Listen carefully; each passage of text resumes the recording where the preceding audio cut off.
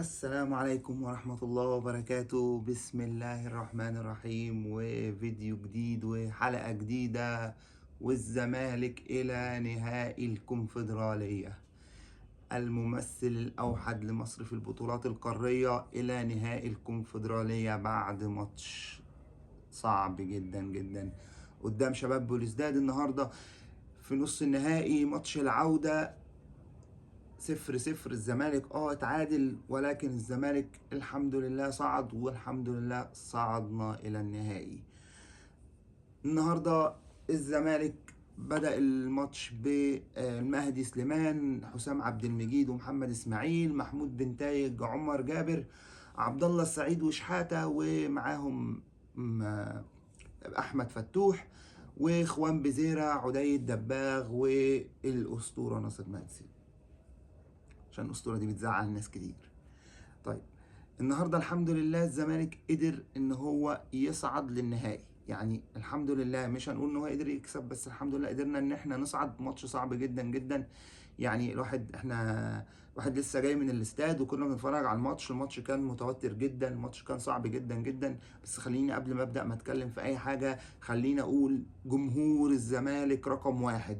جمهور الزمالك رقم واحد يا جماعة. الجمهور بيعمل ملحمة في كل ماتش. الجمهور هو اللي بيحرك الاستاد، هو اللي بيحرك الصخر. الجمهور يا جماعة عمل كل حاجة النهاردة. يعني عايز اقول لكم ان لولا الجمهور كان ممكن الماتش يطلع بنتيجة تانية، ويطلع كمان بنتيجة مش حلوة، وكان ممكن يدخل فينا جوان. الحمد لله حطينا ضغط على الفريق التاني، والحمد لله قدرنا ان احنا نصعد الحمد لله. ووصلنا للنهائي. ويعني هيبقى ماتش صعب جدا جدا في النهائي، سواء هنقابل اولمبيك اسفي او اتحاد العاصمة. ماتش صعب جدا جدا. النهارده الماتش بدأ، يمكن الماتش ما كانش فيه كور كتير، او كانش فيه هجمات كتير قوي من الزمالك كان نازل يعني مقفل شوية. الزمالك كان بدأ ان هو بقى بيلعب كرة من تحت، بيحضر من تحت كتير.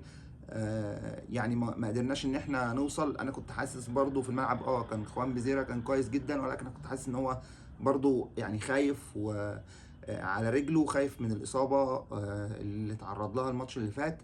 فهو كان حاسس ان هو كان خايف على نفسه. كنت افضل ان هو يريح او يقعد دكة ويبدأ من الشوط الثاني او ينزل بديل. ولكن يعني الحمد لله الزمالك صعد. كسبنا، مش كسبنا بقى الحمد لله. يعني كسبنا في المجمل الماتشين وصعدنا الحمد لله. ولكن عندي بس شوية حاجات كان الأداء ممكن يكون كان عليه يعني كذا علامة استفهام. يعني أنا بصراحة عايز أبتدي بأول علامة استفهام بالنسبة لي، وهي كانت عمر جابر. يا جماعة والله عمر جابر صعب جدا في الملعب.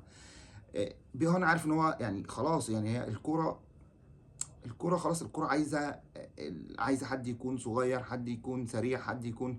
عمر جابر كويس، بس أنا بحس إن هو تقيل قوي في الملعب.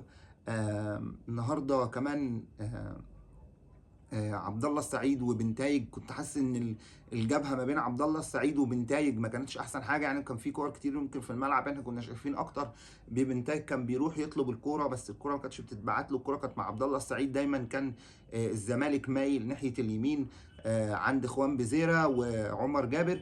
الزمالك النهارده كان ماتش صعب جدا جدا. الشوط الاول كان يعني ما كانش خطر قوي. يمكن ضيعنا كوره في اول ماتش، جبنا جون وللاسف اتلغى بعد بتاع عدي الدباغ.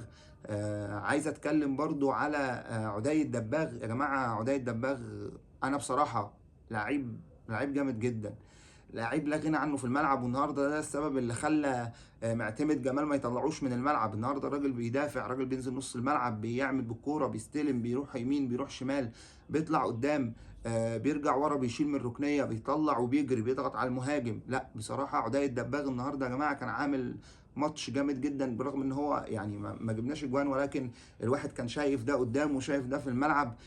ناصر منسي برضو كان بيضغط على المهاجمين، بس انا وكان عامل مجهود جامد جدا. ولكن كنت شايف ان كان ممكن ينزل سيف الجزيري عشان سريع شويه، كان ممكن يعمل قلق في الشوط الثاني. شيكو بنزا الشوط الثاني نزل شيكو بنزا ونزل ادم كايد واحمد ربيع، ونزل محمد ابراهيم اخيرا، نزل تاني محمد ابراهيم. ف يعني الحمد لله مهدي سليمان يا جماعه النهارده شال كوره، يعني عايز اقول لكم يعني ممكن تكون ده تصدي البطوله. يعني شوفوا معايا كده، الكوره صعبه جدا، كوره قدام في السته يعتبر، كرة صعبة، طلع قفل الجون. بصراحة عمل تصدي خرافي، تصدي صعب جدا جدا جدا. الحمد لله ان هو قدر ان هو يشيل كرة زي ديت. بصراحة كل مرة ومرة المهدي سليمان بيثبت ان هو رقم واحد في الزمالك حاليا، ويستحق ان هو يكون في المنتخب. فتوح النهارده برضو بالكوره كان يعني فتوح وعبد الله السعيد بصراحه الاثنين مع بعض عاملين شغل عالي قوي في نص الملعب. الكوره تحس ان هي حلوه. الزمالك في كذا كوره بيطلع من تحت من الضغط، بيطلع من الحارس للدفاع لحسام لاسماعيل، وبيبدا يطلع بالكوره، وطلع وقدر يطلع كذا مره من الضغط. يمكن الشوط الثاني ما رحناش بهجمات على الجون بتاعهم، هجمات قليله جدا، ما كانش فيها هجمات خطره. ولكن الحمد لله ان احنا قدرنا ان احنا نكسب، وقدرنا ان احنا نصعد للنهائي وخلاص. صعدنا الكونفدراليه. لازم الزمالك يبدا يركز مره تانية، ويبدا خلاص يقفل حته الكونفدراليه. انا عايز بس طبعا النهارده كلنا شفنا في الملعب كان كل الناس موجوده، جماهير الزمالك، اساطير الزمالك.